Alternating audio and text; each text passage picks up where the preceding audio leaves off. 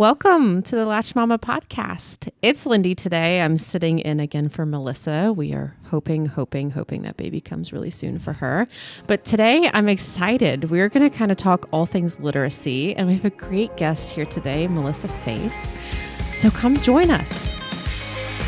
You're listening to the Latched Mama podcast. I'm your host, Melissa Wirt, business owner and tired mom of 5.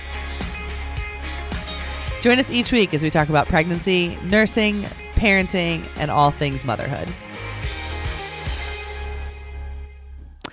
Welcome.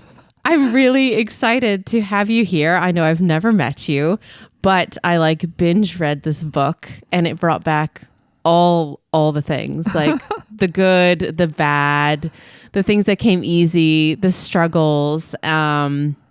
And so I'm just excited to talk about this. Oh, so thank you. Yeah. So tell us a little bit about yourself, and I can run through here. She's the author of this I Love You More Than Coffee, which is so cute. But you also have other essays published and Things in Chicken Soup for the Soul, which is another thing which excited me because my daughter, I just got her a book. She's like a preteen and she's like devouring it. So anyways, see, this is where I get way off topic. Yeah. That's the first one I ever read. They had a journal that went with it too. The preteen one? Yes. She's loving it. Yes. Some stories are a little bit older. Anyways, real quick. Let's go back. Tell me a little bit more about yourself and some of the things you've done and then what you're doing right now. Okay, sure. Yeah. I am the author of I Love You More Than Coffee. It is a collection of essays on early motherhood. So it spans my first 8 years, which still isn't too far from where I am today. My kids are 10 and 7. Okay. He's almost 11, and I just got used to saying 10. That's so bizarre. Anyway, it is a collection of essays that were written in real time. And that's something that I love about it and that I think makes it stand apart from other collections that are out there. I didn't go back and try to remember what those early days were like. I was writing them as they were happening. Yeah. And like you mentioned, I submitted them to other places. I have things that are published in Chicken Soup for the Soul, a woman's magazine in South Carolina called Sassy. I have basically been writing all my life and sending my stuff to anyone who would have me. And this is my first time celebrating just what I have done all in my own little collection. Yeah. And I'm loving it. I'm loving connecting with the readers, connecting with other moms. It is so much more fun than I ever imagined it would be. Yeah. No, I think that's incredible. And then you also teach. I do. Where? I do. So I'm spread a little thin, just a little bit. Yeah. Almost transparent. I teach at Appomattox Regional Governor's School for the Arts and Technology in Petersburg. And I teach all of the sophomores, world literature. And I have a class of juniors this year, which initially I was like, oh my goodness, 2 preps on a wild year coming back from the pandemic. But then it was also a really amazing thing because those are the kids I taught last year too that I didn't get to connect with in person. So now I have this second chance opportunity with them. Yeah. And it's amazing. And that's really wonderful. Yeah. So I'm a parent of 2 at home and of 104 at my school. Yeah. Only it does 104. Only. Yeah. How many in your class? 104 is my total roster. Your total. Okay. Yeah. Those are split up into different classes. But yes. How many do you normally have in a class? My largest this year is 22. Okay. 22. So a good amount, but not crazy. It's manageable. Yeah. Yes. That's amazing. And it helps that they're fabulous. So. Yeah. So how did you get into writing? This must be therapeutic for you. You love to write. I struggle to write. Although in the recent years I have been writing, just journaling more because it is such a great it is way to release all those things. Absolutely. So, and it doesn't have to be for anyone else to see ever. So that's a great thing to do. I do that with my students. I still journal. I don't remember honestly not being a writer. Yeah. And I have said this before publicly. I remember not feeling like I could claim that title because I felt like, well, I haven't done this yet, or I haven't published this. So is it okay to call myself a writer? But I know that I've always felt like one. Yeah. And I used writing to get me out of other situations. If I had a test that I hadn't quite prepared for, hopefully my students aren't listening to this. And there was an essay section. I knew I could write enough to get a little bit of credit. And then another high school experience, I was a terrible math student. Terrible. Despised math, which upset my dad terribly because he was a physics major. Oh, wow. I know. But I won a Pi Day contest. Yeah. 3.14, March 14th, you know. Okay, this big day of math celebration. And I won an essay talking about like how much I hated math. Are you serious? And it was so funny to get recognized like on the school level at the celebration of a day that I really couldn't relate to. It was just, so writing has always been there. It's what I do. If I'm having several days where I just don't feel like myself and it's like, well, I exercise. So what is it? Like, I haven't written anything that was for me anyway. Like I probably wrote something, lesson plans or journal prompt, to-do list, but I hadn't written anything that was really for me. Yeah. And that makes a big difference. Yeah. So these real-time essays, how did it get to this? How did you decide that you wanted to put this out for people to read? Well, the collection was not planned originally. Like most of those were written 2 a.m. I'm the only one who's up with a baby who just fell back asleep, but now I can't go to sleep. Yeah. So I passed the time writing. And it wasn't until my daughter asked me the question that now is the title. She asked me one day, climbed up in my lap and said, "Do you like me more than candy?" I was like, "Yes, Delaney, I like you more than candy." "Do you like me more than cookies?" "I like you more than cookies." And then she got really serious and said, "What about coffee? Do you like me more than you like coffee?" And I just joked with her and said, "You're not really going to ask me to choose, are you?" Yeah. And I was like, that is so cute for an essay title. And at first that's what it was, just the essay that closes the collection. Yeah. And then I was like, I have enough coffee references. It's such a big part of my life. That would be so cute for an anthology.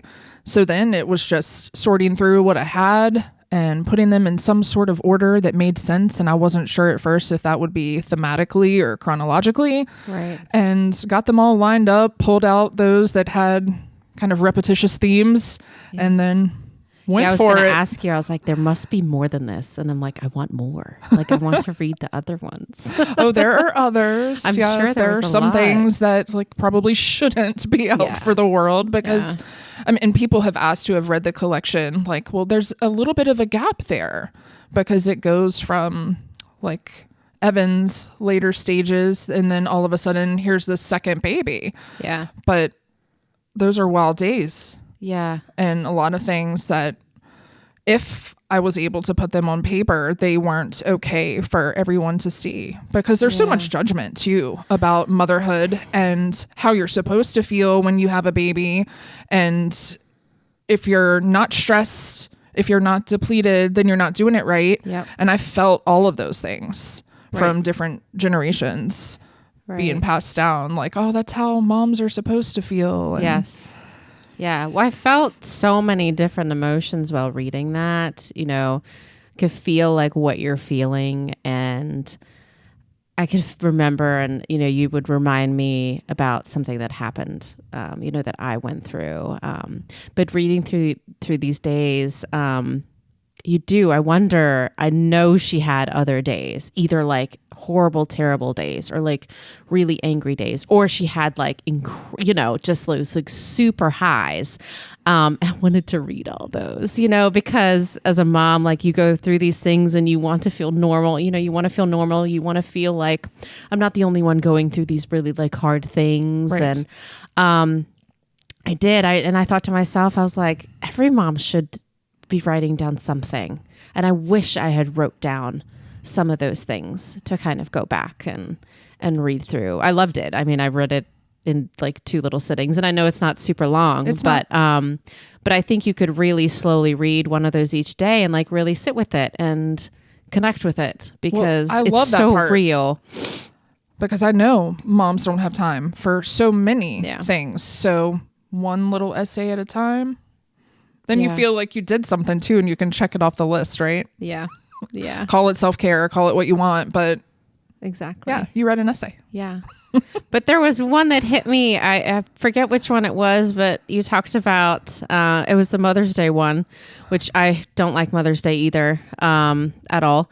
But you know, you talked about it's a day to celebrate, like, you know, all these things like patience and selflessness. And you're like, and I don't have anything. And I'm sitting here reading like, what do you mean? Like, you're incredible. Like, I'm reading your responses to some of your kids' questions, and like, I probably would not have been very nice. And I'm like, don't put yourself down. Like, you're incredible. Like, after reading all these stories. So, you know, I just wanted to share that I really, just from reading, I don't even know you very well, but just from reading those, you know, writings as you were going through that journey, like, you really were a very, very good mom. Oh, thank you. So- I still laugh when I reread that piece. Yeah. Yeah, it cracks me up because it's still so vivid. And that's Yeah. another thing. It's so vivid because I wrote it down. Yeah. And I think that's a great thing for moms to think about, that it's not just the catharsis that you experience when you get those thoughts out. It's the fact that now you have something so much better than the little lines you fill out in a baby book. So if you Yeah. share like those journaling experiences, and Does it take you like back to those emotions? Like, writing that in that time is, like you're saying, is so different than remembering, because you probably can feel way more emotion I think so. in that. Yeah, but sometimes the emotions aren't good ones, because in those early days, Yeah. I felt a lot of guilt. And that's something that I have been able to manage so much better Yeah. in recent years. I don't give myself a hard time anymore about the fact that I have other facets to my life, or Right. that I don't want to be identified as only a mom, even though that's a role I cherish. Right. But have you ever been somewhere, pediatrician probably the best example, and you're signing in your child and the receptionist says, "How's it going, mom?" Or it doesn't have to be a doctor's office, but Yeah. it's like, I have a name too. Mhm. Doesn't mean I don't love being Yeah. mom, but Right. it's also really nice. And I recently wrote a piece about that, about how I went most of the pandemic not hearing my own name, Yeah. and how troubling that was. That was another type of isolation when we were already cut off from Right. so many other things, because all of the people that call me Melissa were not present not in my there. life. Yeah. I was at Yeah. home with my 2 kids teaching my others. So I was either mom or Mrs. Face every Oh, day. wow. And it's like, oh, That's so true. Yeah. Because I was home. I was home for 11 years, and I have 6 kids. So I was home for 11, and then like hit rock bottom and started working a bit part-time, and kind of like really finding out I'm like way more than just mom. Although mom is great. It's good enough. It's more than enough, you know, but finding a little bit more about yourself, and, yeah. you know, letting go of that guilt and things like Absolutely. that. That's a It good thing. doesn't mean if one of them needs me that I'm not going to drop everything Yep. and go. They still come But first. I also have other parts of my life that are important. And, you know, my kids love that. Yeah. And they're Yeah. proud. Yeah. So it's Yeah. good And stuff. after 10 years with mine, it took a little bit. I'm like, it's okay. It's okay that I'm doing this. It's okay for a mom to do something else other than being a mom. I'm like, I went to school, like I have a degree in this, and they're like, what? And I'm like, I really do. Like, these are the things that I can do. Like, I'm good at this. And they're like, oh, I didn't know that. Like, but, and you know, maybe I should have educated a little bit earlier, but all of our own journeys. That's so and cute. whatnot. But I don't know if cute. college is in the cards for either of my two, because my son just realized that you take classes there. He's like, oh, I thought you just like drink coffee with your friends and talked about what you want to be. I'm like, well, some people do that. We can do that. Yeah, I and then my love daughter's just not interested. Yeah. So, yeah. Oh, I love it. Well, apparently she's a little Spitfire. I love it. I have a couple of them, so I can feel like I can relate a little bit to that. Yeah. Okay, so there might be another one of these. Is that what you're saying? Maybe? It's in the works. Maybe. Except love this it. time it allows moms to do exactly what we were just talking about, to share their own. So Yeah. it's a guided journal, and I'm so excited about it. I love it. I really, really love it. Okay, so we're on here. It's National Family Literacy Month. So we kind of chatted writing, but also into that reading and bringing this into the home. And so I have a few questions, and we can chat back and forth. Why do you think family literacy is so important? Well, when I think family literacy, like I get this mental picture of us all on the couch reading. Right. It doesn't always look like that, right? Right. That's not always realistic. But I do think that it is critical for kids to see that reading isn't something that you do just for school. Right. That you're not reading just because you need to get a good grade on this test or pass your AR test so you can have that pizza party or whatever the incentive is. Right. So my husband and I have been doing a much better job in the past few years of modeling reading and being purposeful, turning off the TV, the two of us in the evenings, and reading instead, and then having them see that that is a part of our lives and that we enjoy it. Yeah. And it's not to take a test or for any other reason except we still want to keep growing. Right. So we have had to be more purposeful because we have a second grader who is a pandemic student. Yeah. So she has essentially not had a have real one too. year of school. So you know exactly what I mean. Yep. And even before that, she was a reluctant reader. She was not the type of child who wanted to climb up in your lap and listen to a story. Yeah. We would ask her, my parents would ask her, because they have a big role in my children's lives as well. And her response was, no, thank you. Yeah. And then she would go off. That's very nice. Give her, thanks for asking me. But she would say things like, no, I have busy plans. I have busy plans. And she needed to make her art or create or whatever it was that she wanted to build or draw or paint in that moment. But we didn't come down too hard on her because I didn't want it to feel like you have to do this right now. And then that can turn kids off. And I didn't know the right way to handle that because it was just so different from what we experienced with my first child. Yep. I mean, he was sitting and telling himself stories. Like an avid reader. Yes. And still is today. Yeah. They're all so different. They are so different. And we are doing a better job now of realizing their differences and supporting them in the ways that they need to be supported. Yeah. And we have to find ways to, I don't know the right word, bribe her to read. Encourage. Yeah. There we go. That's more positive. Yeah. No, but she does like her little treats, She's all about positive reinforcement. She does not like to be wrong when she is attempting to sound out a word.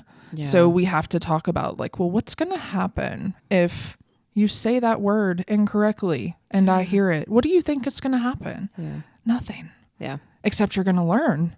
Yeah. And that's great. Yeah.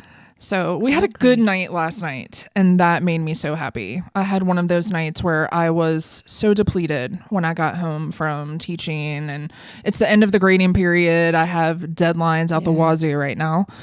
But the one thing I could contribute to the family was reading time. So both of my kids at 2 different times got in bed with me last night and just read to me. Aww. And it was great because I could do that with my eyes closed. Yeah. I love when they like to read out loud. It's not always a fun thing. I have some that don't like to read out loud and some that are fine. Some very slow readers, some speed readers, which is not always good. Yeah. Just, What are the ages of yours? my ages are from 5 up to 13. Oh, wow. So yeah, and they've all read at different times and different ways that they like to read. Just, yeah, very, very interesting. But I do love how I've seen coming through the preschools and through the schools, my kindergartners now get to check out a book and they are so, so excited. So they bring their book home. So like we try to like read that, focus and like, let's make sure we don't lose the library book like this week. And like, let's, try to read that before bed. But like through the book fairs, and they really do encourage that, reading young. Book fairs are wonderful, except the last time my daughter went to one of those, she came home with no books. Like the pen? She bought all the She stuff. brought the goodies. Yes. I love it. The unicorn zippered pouch, know. some squeezy thing, and an eraser. No books. That's so funny. But one of the things I was thinking about is sometimes like the end of the day is just so, so difficult. And I just don't think reading always has to be done at the end of the day, because sometimes it's just mom's exhausted, dad's exhausted. And there are other ways like we can find to read. Sometimes they come and we actually do the reading like in the morning because my little ones are up before the big ones. There's 30 minutes and I'm like, grab a book, like before like the chaos starts, like grab a book and we'll read on the couch. And so maybe just finding other creative ways to Yeah, that's a good time. plug it into a day. And honestly, if you don't get to it, like it's okay. Like it's 100% okay. But I just like having books around. I don't know. We have books lying everywhere, whether they look at pictures or can actually read the words. Yes, nice I like that for them too. to They're flip. always available. Mm-hmm. We go to the library. We have had some issues lately with not being able to find the books from the library, so we have to do a little better job of that. Yeah. Thank goodness for the fine waivers. Here Yes, I saw that. I think that's pretty incredible. Yes, grateful for that. But we go, even if it's just to get one of the make and take crafts, so that they're at nice. least there, know, and then we'll get a few books, or maybe they're already reading enough at home, so we just go there for the other aspects. But I try to let them see that it's something that we care about and it's a regular part of our lives. Yeah. And they know that because of the fact that I teach, but I also like them to see that we read because we enjoy it too, and not just because it's my job. Right. And so we homeschooled for some years. They're now back in public school. So we ventured like all avenues of reading, whether it was magazines or we did lots of like books on tape when there was like some anxiety over reading. And so like I think there's a lot of avenues that you can explore and get creative to kind of get them into the stories at least. And maybe eventually, get into a bigger book as they get older. But there's lots of ways. Reading doesn't just have to be this thick book. It could be a sports magazine or, all kinds of other things as well. Yeah. I don't know if any of your kids have ventured into some other things that are, it is reading, even if it is a magazine that they enjoy. Right.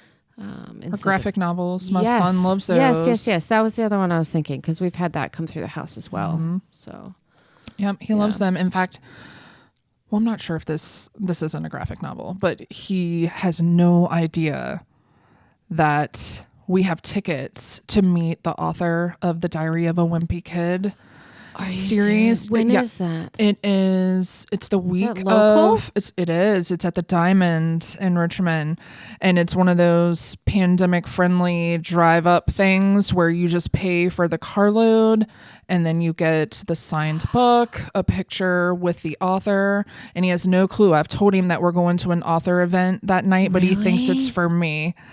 So I'm so excited. Yes. Yeah, we have all those books, and my second oldest, he just will go back and binge read them. Yeah, I found out about it through BBGB's website. Are you familiar with them? No. They're on Cary Street in Richmond, children's bookstore. They are precious. Okay. So that is another thing for getting kids excited. Events, any book related events, meeting a local author, going into the bookstore and just, experiencing. Yeah. Something that's different, and the characters, of course, that are for sale that go with the books. My daughter gets excited about those. Yeah. Pete the cat. He's a pretty cool dude. Yes. Yeah. that Do you is like very Pete? cool. Oh, we have lots of Pete books. Pete and the pigeon and everything, all of it. Yeah, I like the Pete's. It's an early reader. We read this last night where the unicorn loses the colors in its tail. And Pete helps him find the colors. And she was excited because she's all about the unicorns right now to read that one to me. And I ask a lot of questions, sometimes pretend to not understand something. Like you don't want to play the fool too much because they'll call your number. Yeah. But I feign a little misunderstanding so that she explains it to me and I can check comprehension and make sure not only is she decoding well, good idea. but she's also understanding what she's read. Yeah. So I like that. yeah, I mean, all of those things, they are beautiful in theory, and I do try to implement them, but I can't say I do it every time we read. No, I understand. But that's a good point, is to maybe throw out a couple questions. Yeah, like, I don't get that. Why did he need yellow back in his tail? And she's like, oh, Mom, the flowers, and she'll... That's really cool. Yeah. Yeah. I love it. They like to be experts. They do. They definitely so do. anytime you can get them to explain something, that's good, I think, for all age groups of students. Yeah. They like to feel, and it's important for confidence and self-esteem to feel like you do know something really well so that you can explain it to someone else. And it's great practice, right?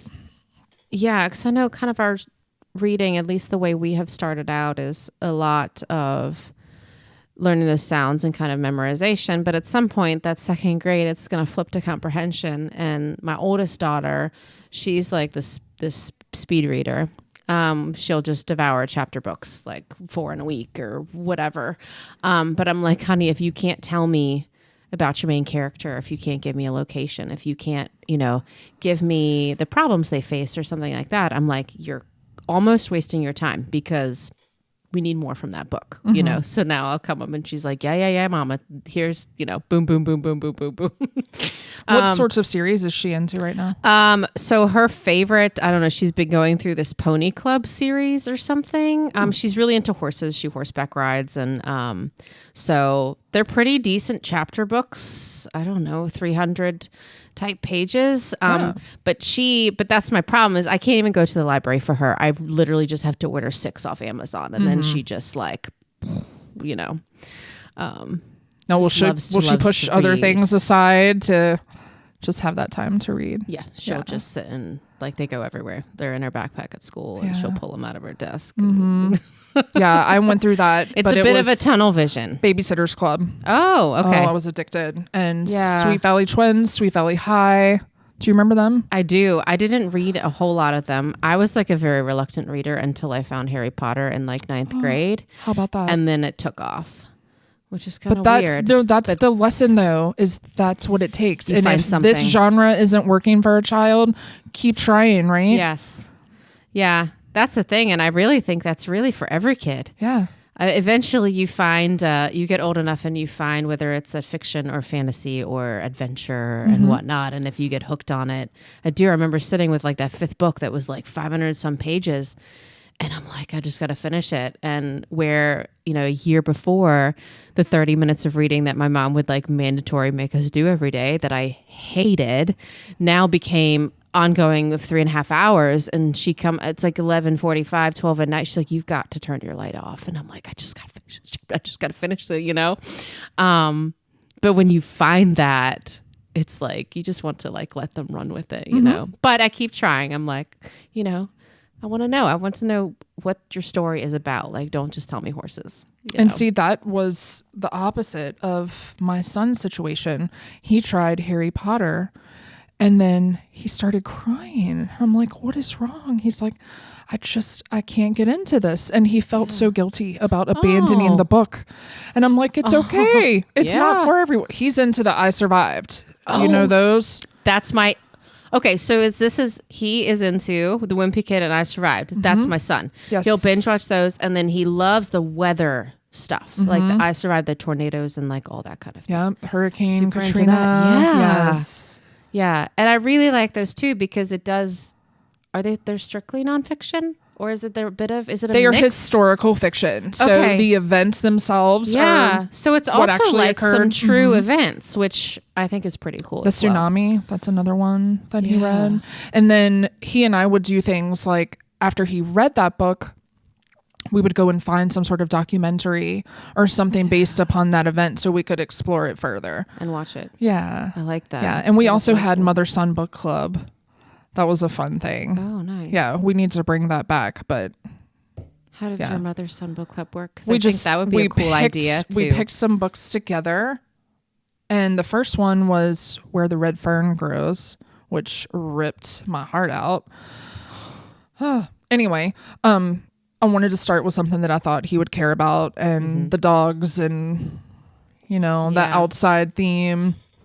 And then we went into a fudge book after that. Do you remember the Super Fudge? Yes. Books.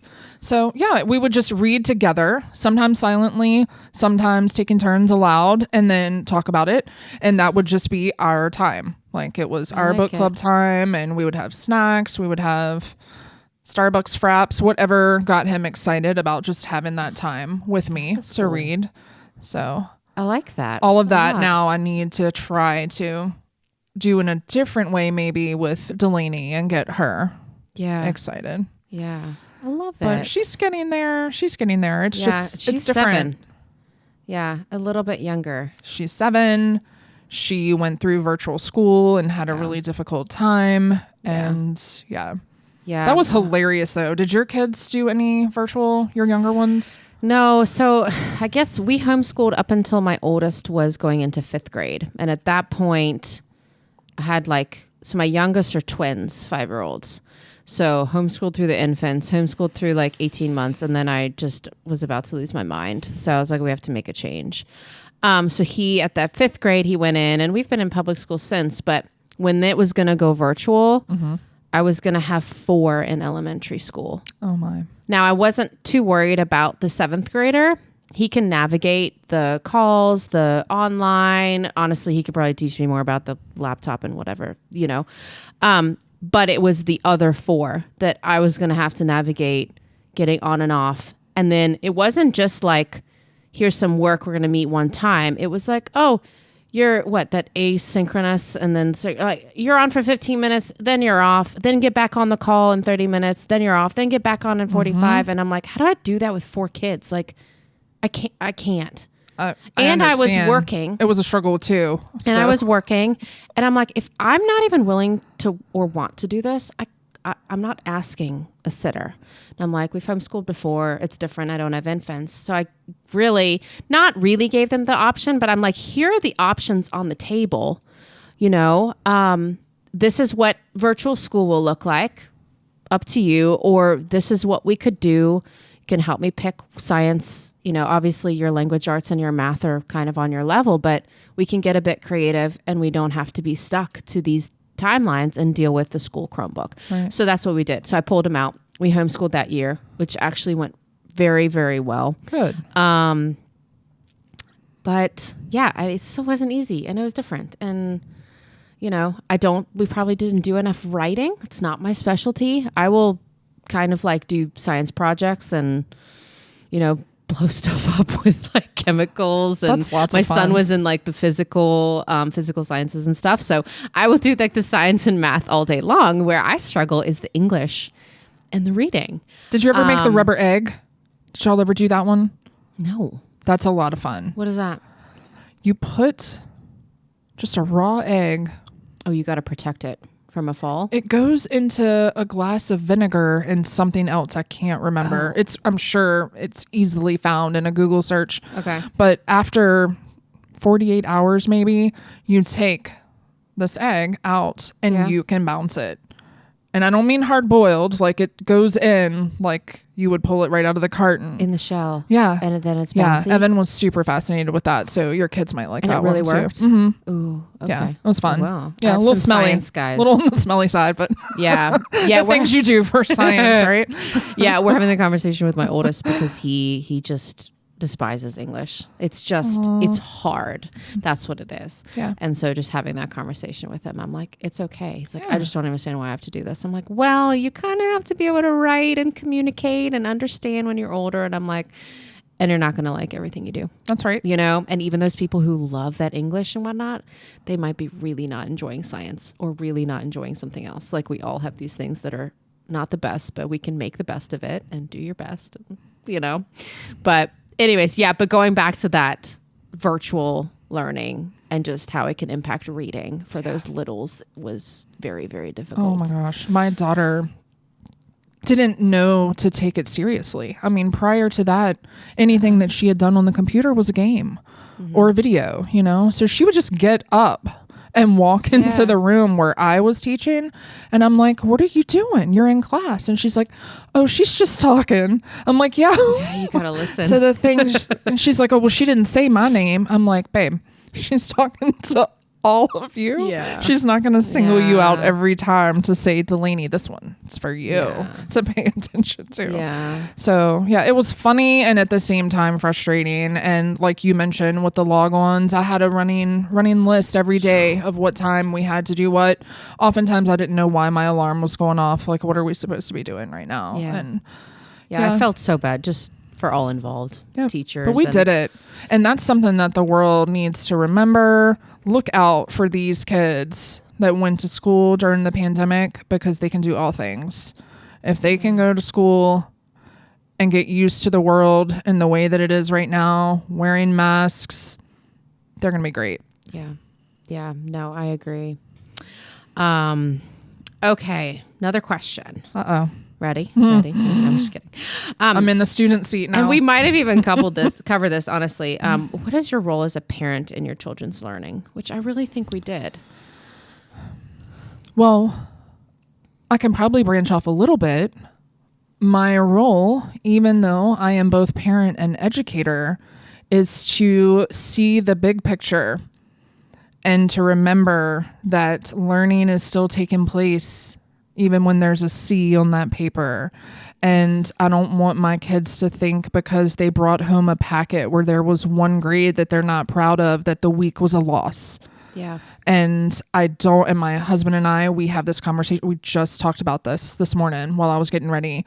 Like, we are looking at guiding independent thinkers and kids who are ready for the world and not just prepping them for tests. Yeah. And I feel like that's my role.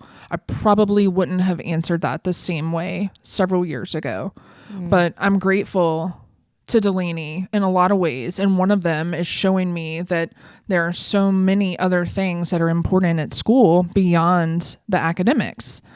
And she does care about those. She is proud when she does well, but I don't want her or Evan to feel like that's all that matters, that you do well on a test, you know, like. Right.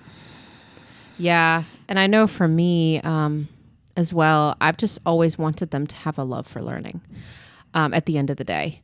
So when it comes to reading, if something's difficult, we can tweak it and change it a little bit, or, you know, I can read out loud. Like, there are ways around it. But for things to be forced, they don't have to be forced. They don't have to be frustrating. Is really all I've really wanted for them. Like, my son came home the other week. He's like, Mom. And sometimes he can miss some of the social cues and things like that. But he's like, Mom, I got a 75 on my science test. There was this really cool question. And it was about, I don't know what it was. It was like pancakes and heat. And I don't even remember. But the excitement in his voice over this question that he knew he got right. And it was just like, okay, you know, you have a choice as a parent, because I know he has a 98 in science and he got like a 95 on the quiz. So not really sure what happened to the test with the 75, but his excitement on this question was just, in that moment, it was just so much more important to me than the grade. That's awesome. You kind of have to like pick those moments, as much as inside I'm like, you know, like what, you know, I wanted to be like, well, what happened? And it's like, no, like, you know, that's just going to completely take away this love of this one question that he was so excited. It was about pancakes and heat and a toaster, and he got it right. And, you know, I just want them to love to learn what they're learning, or what they're reading. Yes. And I want mine to not be afraid to take some risks. Yes. Smart risks, Yeah. but some risk. And I try to do that too. Like I took an art class recently, just not really a class, just a painting workshop, because I enjoy it, even though I don't excel at it. Yeah. And I wanted them to see that I will try something, even though I'm not super talented in that area. And then I hung it up in the kitchen. Oh, good. I love that. Yeah, well, it was a coffee cup, you know, so it belongs up there. Kind of had to. Yes. But it was nice to, like, it's messy in spots, but it's like, you know, I can still be proud of the fact that I did it and I really had fun. Yeah. And we lose that throughout the educational process. Mm-hmm. We get away from the doing something because you enjoy it. Yep. And only focus in on like, oh, well, I'm not good at that. Yeah. So I shouldn't. Yep. I shouldn't try that. And I've seen that with a couple of my readers with certain words or certain sounds, and they're afraid to try that word. Yeah. And I'm like, what, like you said earlier, what are you really afraid? Like if you say it and you say it wrong, what's really going to happen after? Mm-hmm. Like nothing's going to happen after. No one's laughing. But you can hear it. If you try to say it, you can at least hear the sounds, and we can fix it and we can change it. But if you don't try it, you're never going to know. I still have some reluctant readers at the high school level.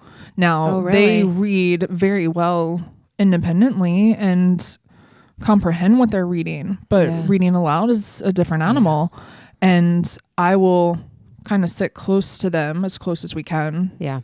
In this day and time, and prompt if needed. And like I told a student recently who did not want to read aloud, I was like, why don't you try this part of the play? We were reading The Crucible.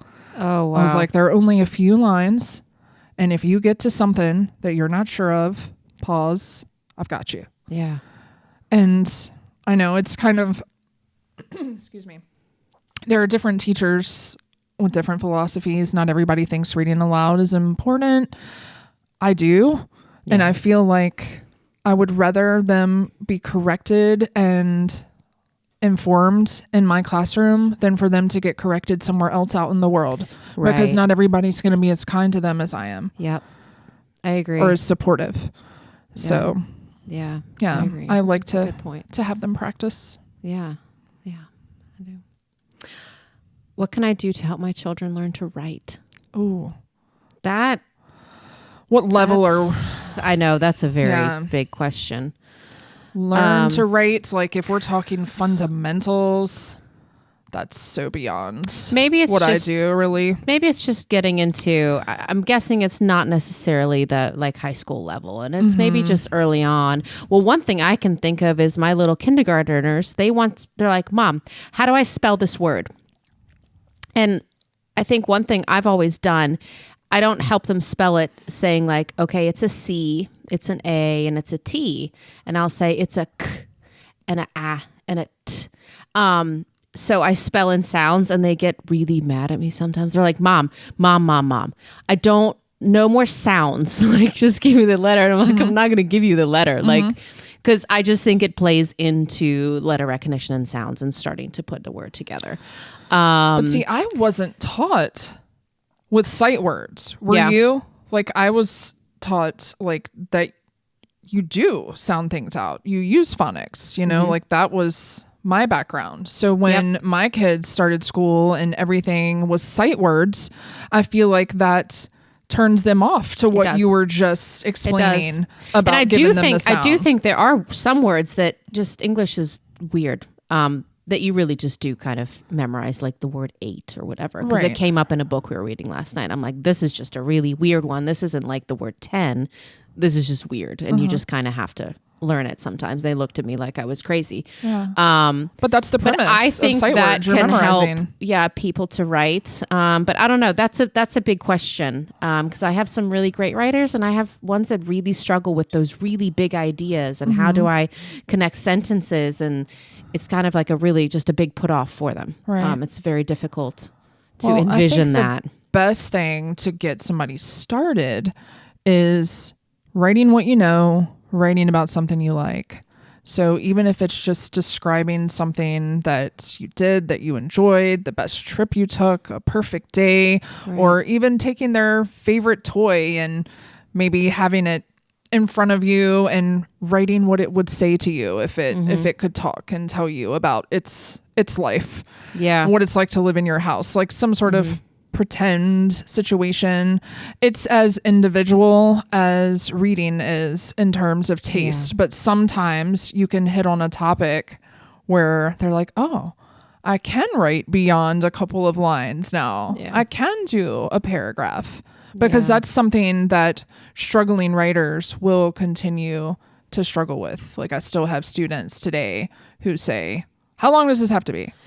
Well, that's my 13-year-old, very, very analytical, like detailed, whatever. And so during that pandemic when we were home, I mean, he hates writing, and I'm like, all right, we're doing 5 sentences a day. Pick an actual object. So he'd pick ice cream, and I'm like, then he would break it down and he would do this little like diagram, and I'm like, describe it, all the things. How do you feel when you did? Where do you find ice cream? It has to be, so kind of detailed, and he would start to slowly put those sentences together. But like you said, it's kid to kid, and it is different and situation. I didn't think about this when you asked the question initially, but we journal on trips, even just a weekend getaway or a day trip. Like, both of my kids have journals. We keep them in the car. And before Delaney could write, like, even a word, I still bought her a journal when I bought Evan's, and she would draw in it. She draw pictures. Yeah, and it was perfect. So, like, whatever she did that day, whatever she ate, she would draw a picture of it. Oh, and then that's really cool. Some sort of shapes, and then eventually that would morph into words, and she would watch what her brother would do, and it just made it interesting. And sometimes it is as simple as a pretty new notebook or some nice pens to write with. I mean, that works for me when I need to get excited about my writing life again. I just need to buy something that I'm excited to use and then fill up that page. I like that idea. That is very cool. Okay, so last one. We talked a little bit about this throughout the time we've spent here, is what are some ways to encourage reading at home? And I have a few here, as maybe like older siblings reading to younger ones. Practice reading popcorn style, which I'm assuming is kind of like you're each taking a sentence and you kind of pop up and down and read it together, I think right? you tell, like, if it's the way we used to do it in school, you call on whoever's going to read next. Okay. So, like, you pass it off to that person. But I'm sure there are a variety of styles of that. Yeah. Yeah. And I also have down here a book swap, which could be interesting, or a planned themed reading nights. That sounds fun. Yeah. You would have to find like a book that pairs well with a food item or something like that, where you could have, it's so doable. Absolutely.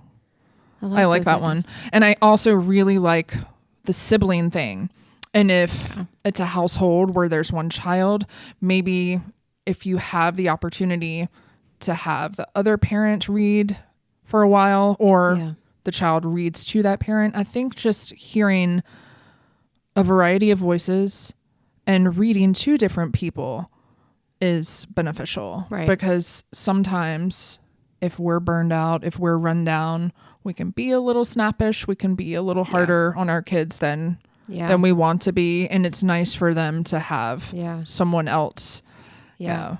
Like, sometimes I can tell my husband's patience is wearing thin, but he's the pro when it comes to practicing the spelling. Like, he gets her to learn those spelling words like nobody's business. Yeah. But then I can tell, like, okay, you're sounding a little negative. Let her read to me for a while.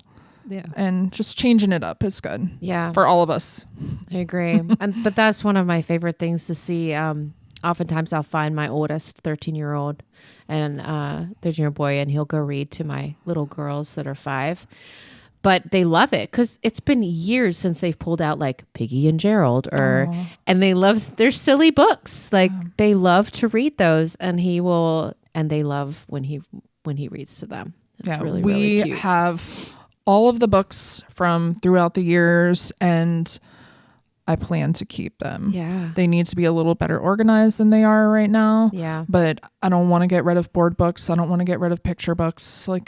Yeah, we definitely have a whole heap of them. And I love to have them because my older ones will come in there and find these books. Like, I remember this one. And it's just really cute to see. And sometimes it gets them excited about something else. Yeah. I love when they revisit all of their childhood things, pull out a toy that you haven't seen them play with in years. Yeah. And they do it with books too. Yeah. I love it. Yeah.